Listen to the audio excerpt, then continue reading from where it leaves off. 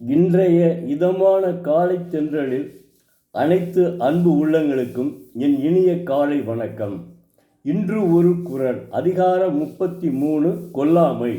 குறள் எண் 326. கொல்லாமை மேற்கொண்டு ஒரு ஒழுகுவான் வாழ்நாள் மேல் செல்லாது உயிருண்ணும் கூற்று. தெய்வப்புலவர் திருவள்ளுவர் கொல்லாமையை விரதமாக மேற்கொண்டு வருவானேயானால்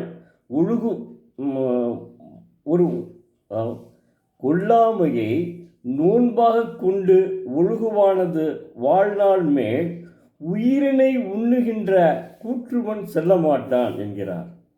அதாவது கொல்லாமையை நோன்பாகவே வைத்துக் கொள்வோமே, கொல்லாமையை நோன்பாக வைத்துக் கொள்பவனுடைய ஒழுகுபவன் அவன் வாழ்நாளின் மேல் உயிரை குன்னும், அதாவது உயிர் உண்ணும் கூற்று செல்லாது என்கிறார். அதாவது நாம் நம் விரதம் இருக்கிறோம் என்றால், இன்று நாம் இப்போ இஸ்லாமிய சகோதரிகளே நம்ம நினைத்துக்கொள்வோம். அதாவது நோன்பு ஒரு மாதமாக இருக்கிறார்கள், அப்புறம் தான் ரம்ஜான் பண்டிகை கொண்டாடுகிறார்கள். அப்போ அவர்கள் என்ன செய்வாங்க, நோன்பு தொடர்ந்து இருக்கிறார்கள், சாப்பிடாமல் இருந்து ஒருவேளை தான் சாப்பிட்றாங்க. அப்போ அவங்க என்ன செய்கிறாங்க, ஒரு நல்ல ஒரு எண்ணத்தை கடைப்பிடிக்கிறார்கள்.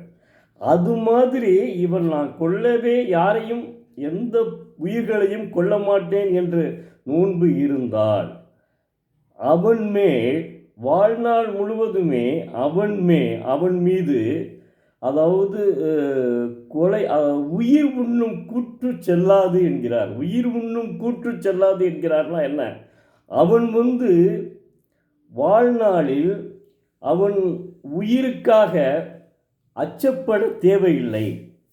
ஏன்னா அவன் தான் எந்த உயிரையுமே கொல்லலையே, அந்த உயிரை கொல்லாமல் நோன்பே இருக்கிறான். நான் எந்த உயிரையும் கொல்ல மாட்டேன் எந்த சூழ்நிலையிலும், அப்படி நோன்பே இருக்கிறான். அப்படி இருக்கும்போது அவனுக்கு எப்படி அந்த உயிர் உண்ணும் கூற்று வரவே வராது, உயிர் உண்ணும் கூற்று செல்லாது அவனை பொறுத்தளவுக்கு. அதனால் எல்லாருமே எந்த உயிரையும் எந்த சூழ்நிலையும் கொல்லக்கூடாது என்ற ஒரு முடிவை எடுத்துக்கொள்ளுங்கள். மாணவ செல்வங்களே, உங்களுக்காகத்தான் சொல்கிறேன். தாங்கள் எல்லாரும் ஒவ்வொரு குறளையும் படித்து அதன் பொருளை உணர்ந்து அதன்படி நடக்க வேண்டும். நன்றி, வணக்கம். நாளை மீண்டும் ஒரு குறளுடன் உங்களை சந்திக்கும் எழுத்தாளர் பரமசிவம், மதுரை.